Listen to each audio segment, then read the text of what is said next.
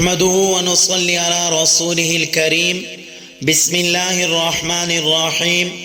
اللهم صل على محمد في أول كلامنا، وصل على محمد في أوسط كلامنا، وصل على محمد في آخر كلامنا.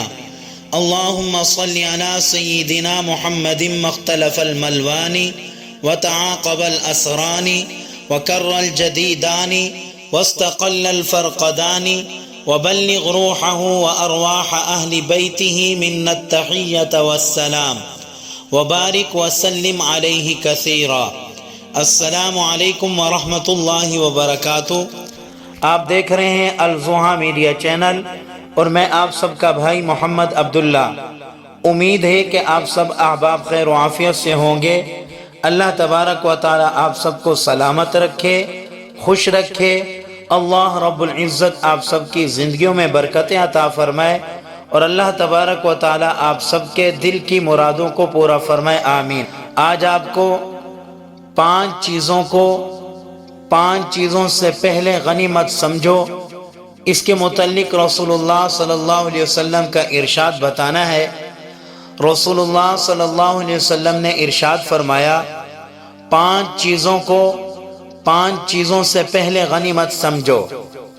جوانی کو بڑھاپے سے پہلے، صحت کو بیماری سے پہلے، مالداری کو محتاجی سے پہلے، فرصت کو مصروفیت سے پہلے، زندگی کو موت سے پہلے.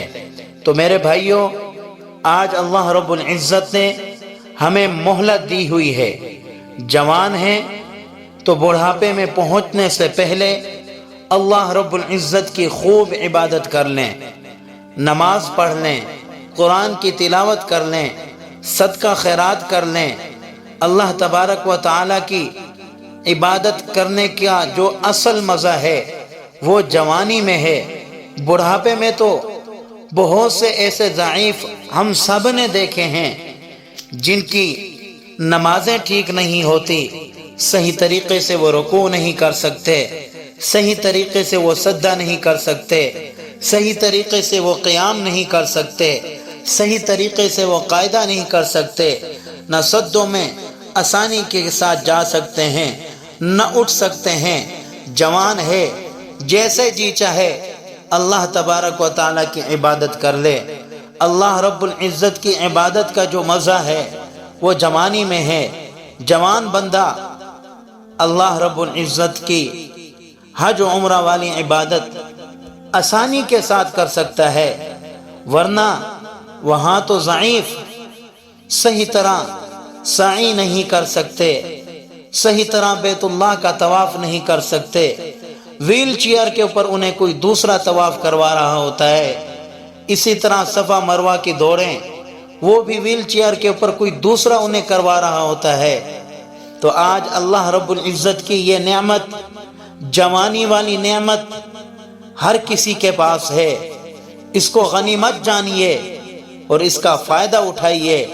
اس جوانی کو نیکیوں میں تبدیل کیجئے، گناہوں کی طرف نہ لے جائیے.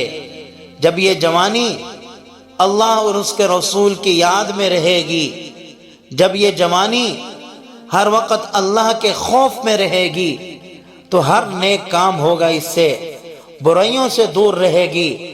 جب یہ جوانی کے اندر انسان اللہ تبارک و تعالیٰ کے خوف سے نہ ڈرا تو یہ برائیوں کے اندر بہت زیادہ مبتلا ہو جائے گا. تو میرے عزیزو، اللہ تبارک و تعالیٰ کی اس نعمت کا ہر لمحہ شکر ادا کیجئے، اور اپنے رب کی ہر عبادت آپ کر سکتے ہیں. مساجدوں کے اندر آپ دوڑتے ہوئے جا سکتے ہیں، ورنہ بڑھاپے کے اندر وہ ضعیف اپنی اولاد کو منتیں کر رہے ہوتے ہیں، خدارا ہمیں مسجد چھوڑ آئیں. ان جوانوں کے پاس وقت نہیں ہوتا کہ وہ خود بھی مسجد میں چلے جائیں اور اپنے ان بوڑھے والد صاحب کو، ان ضعیفوں کو اللہ کے گھر چھوڑ آئیں.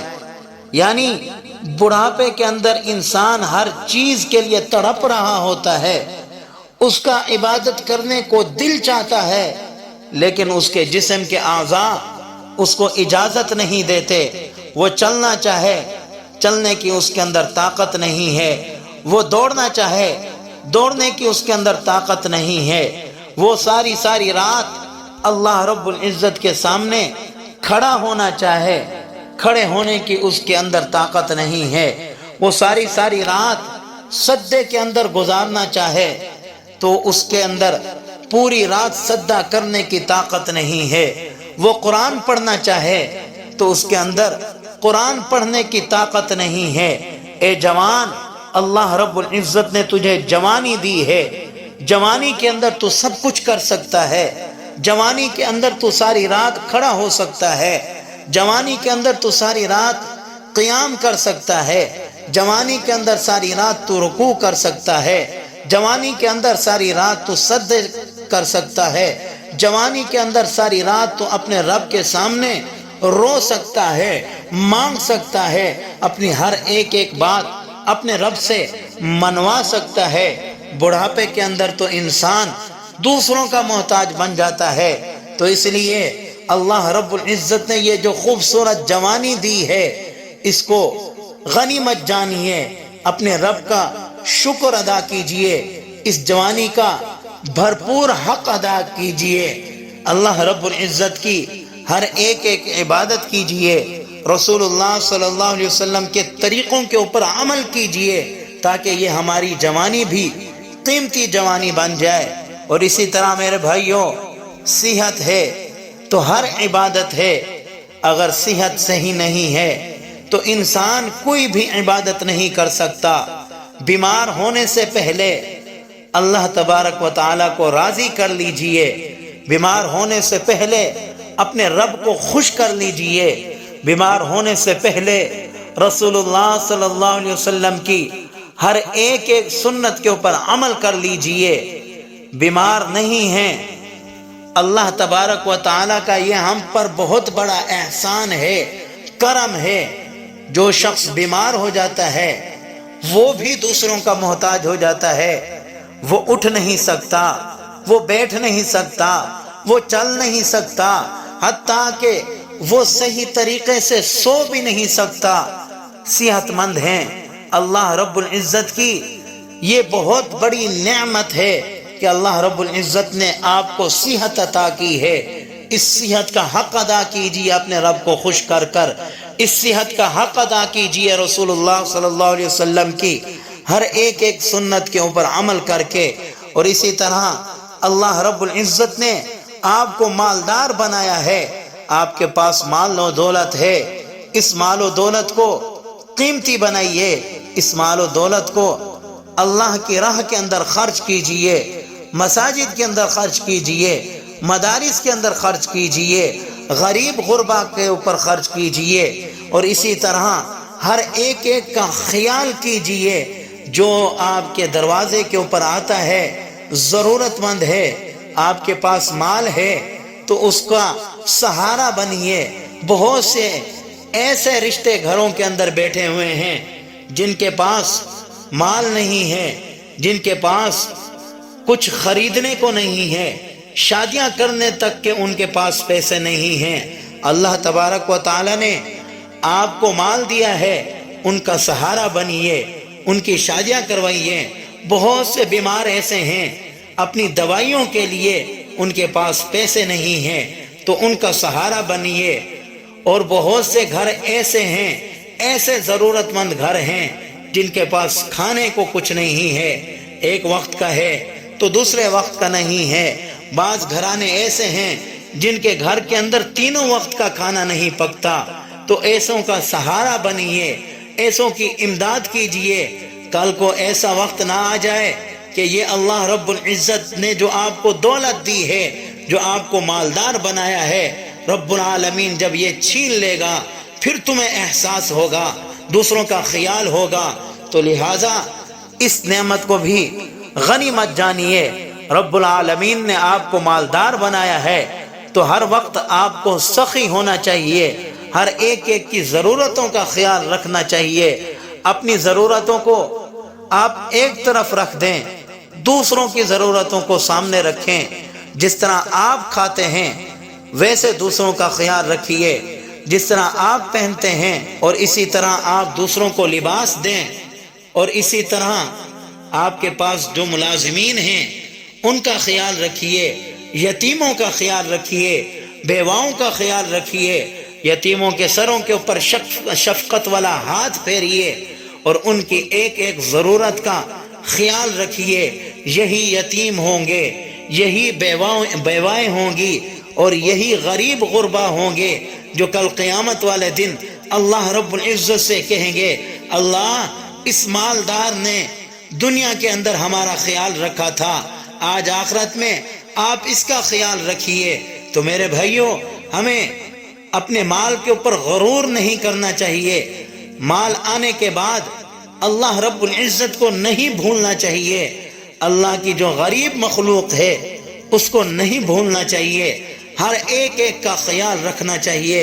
اور اسی طرح اللہ رب العزت نے آپ کو وقت دیا ہے، فرصت دی ہے، تو آپ جب مصروف ہو جائیں گے زندگی کے اندر، ایسے لگن ہو جائیں گے کہ آپ کو کسی کے پاس ملنے کا وقت نہیں ہوگا۔ اپنی اس فرصت والے وقت کو جس میں آپ اپنے رب کو راضی کر سکتے ہیں، رسول اللہ صلی اللہ علیہ وسلم کی صحیح معنوں میں اطاعت کر سکتے ہیں، تو اپنے اس وقت کو قیمتی بنائیے۔ یہ وقت ایک وقت جب چلا جائے تو پھر دوبارہ آپ کی زندگی میں نہیں آئے گا، لہذا اس کا خاص خیال رکھیے، اس کو ضائع ہونے سے بچائیے۔ اور آخری بات، زندگی ہے، اللہ رب العزت نے جب تک آپ کو یہ سانس دیا ہے، آپ کے پاس چانس ہے، اپنے تمام گناہوں پر شرمندہ ہوئیے اور اللہ رب العزت سے آئندہ کے لیے دعا کیجئے، یا اللہ جس طرح کی میری زندگی گزر گئی ہے، اب میں موت سے پہلے آپ کی یاد کے اندر زندگی گزاروں گا، رسول اللہ صلی اللہ علیہ وسلم کے طریقوں کے مطابق زندگی گزاروں گا۔ تو میرے بھائیوں، تو اس طرح ہماری یہ زندگی اچھی ہوگی، ہماری آخرت اچھی ہوگی۔ زندگی کو موت سے پہلے بنا لیجئے، اپنی آخرت کی دنیا ہی کے اندر تیاری کر لیجئے۔ موت کا بالکل بھی پتہ نہیں ہے، کسی وقت بھی یہ موت آ سکتی ہے، ہمیں اس موت سے پہلے اپنی تیاری رکھنی چاہیے تاکہ جس وقت بھی یہ موت آئے ہم شرمندہ نہ ہوں، ہماری تیاری ہو، اللہ رب العزت کے سامنے ہم پیش ہو جائیں اور ہمارا آخرت والے دن اللہ رب العزت کے فرشتے استقبال کریں، قبر کے اندر اللہ تبارک و تعالیٰ کے فرشتے استقبال کریں، کیونکہ ہم نے اپنی زندگی کے اندر موت کی تیاری کی ہوئی ہوگی۔ جب ہم نے موت کی تیاری نہیں کی ہوگی تو قبر کے اندر بھی ہمیں شرمندگی ہوگی، آخرت میں بھی ہمیں شرمندگی ہوگی۔ سمجھدار بندہ وہی ہے، عقل مند بندہ وہی ہے۔ رسول اللہ صلی اللہ علیہ وسلم نے فرمایا ہے، جو موت سے پہلے موت کی تیاری کر لے، ابھی ہمارے پاس وقت ہے، اپنی تیاری موت سے پہلے کر لیں تاکہ ہماری یہ دنیا بھی اچھی ہو جائے، آخرت بھی اچھی ہو جائے۔ دعا ہے کہ اللہ رب العزت ان ساری باتوں کے اوپر عمل کرنے کی توفیق عطا فرمائے، آمین۔